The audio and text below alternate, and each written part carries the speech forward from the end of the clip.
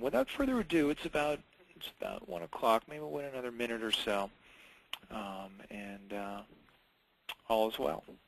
How are you, Mike? Welcome to join. Thanks for joining us today. Thanks. Yeah, I actually just found out that that's his cell phone. It's on speakerphone. Oh.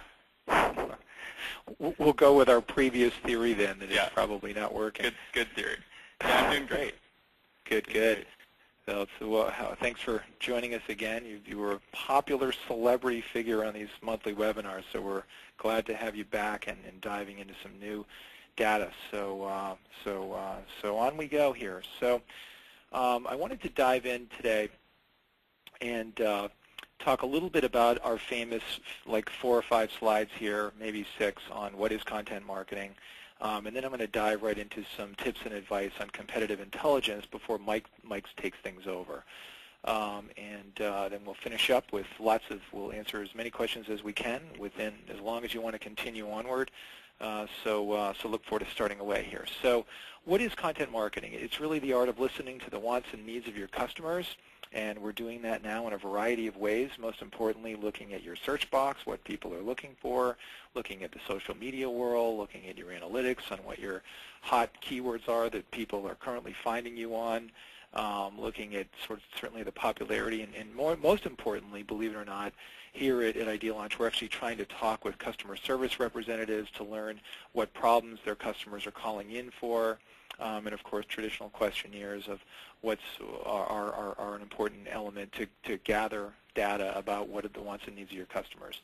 There is really a science to delivering what they want and need to them, and we've mastered that art. We're going to talk about that a little bit today.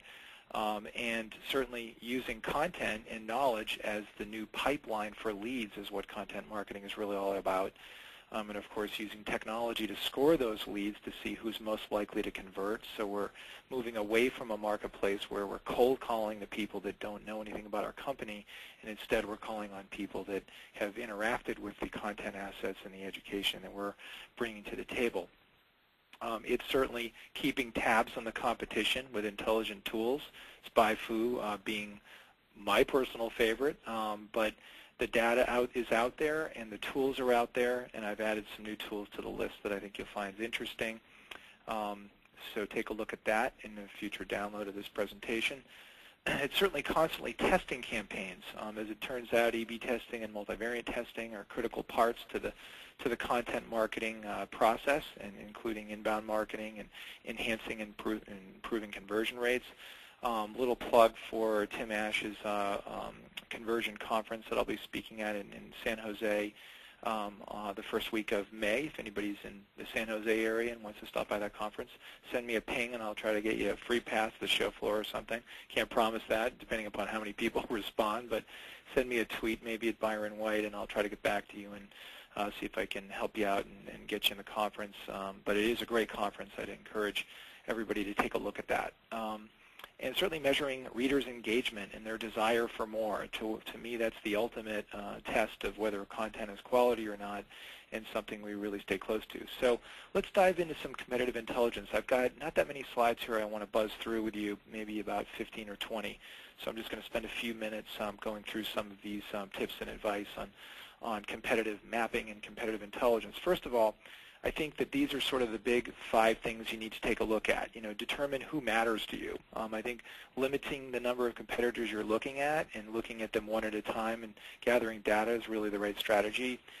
Focusing on what matters and certainly looking at strategies and tactics and what the drives are that the competitor and yourself have, what the goals are, and certainly performance. How are the competitors performing? But you really need to determine what matters yourself for your own strategies and your own tactics, because there are a lot of different strategies and tactics that you can use. The key, however, is probably to develop a process. I believe that competitive intelligence is a discipline that you need to practice every day, and doing smart things like creating email folders for your competitors and putting their promotions. Well, first of all, subscribing to any email promotions your competitors have. Look at how they're marketing and assembling that data in a logical way. That's an example of a daily task, but certainly going in and looking at the tools and the technology that are keeping track of it all. And just in general, you need to learn how to gather the intelligence and how to look around for the answers and what's happening on the web. And you also need to look to your employees to help with a search. The more eyes you can have on gathering intelligence, the better. But most importantly is how you use the intelligence. And I suggest you set up either a weekly or a monthly or minimally a quarterly meeting to literally review the data. Prepare the data, review the data, and because only then can you really make decisions with the data, and that's often a missing link. I'll make only one other comment. Competitive intelligence has generally been viewed as something that only the big giant companies that have special departments that do this stuff can effectively invest in and reap the benefits of. But really, if you think about it, small businesses are the ones that are affected the most by change and by competitive advantage that your companies are rolling out. So ironically, I think it is the small business that needs to do more with competitive intelligence than even the bigger company that can certainly have a delayed reaction to seeing their market share chip away. So I just wanted you to keep that in mind. I think that the tools and technology we'll talk about today are really going to be a benefit. So one of the first things that we do is we sort of look at the content asset portfolio that you yourself have and are using on your web and your web marketing efforts. Does your website contain premium articles and news articles and SEO articles and tip and advice centers? And you can see this laundry list here by grading how your website has these assets versus the competition is really a good start just to look broadly at whether you can compete, particularly on an organic marketing level. Here's a survey that we did that I thought you might find interesting. What content assets are you deploying monthly in 2010? We actually have a breakdown of this by industry segment as well, but the net of it is, most companies are sending out at least a newsletter monthly, over almost 35%. Case studies were high. That was surprising to me. News articles were high.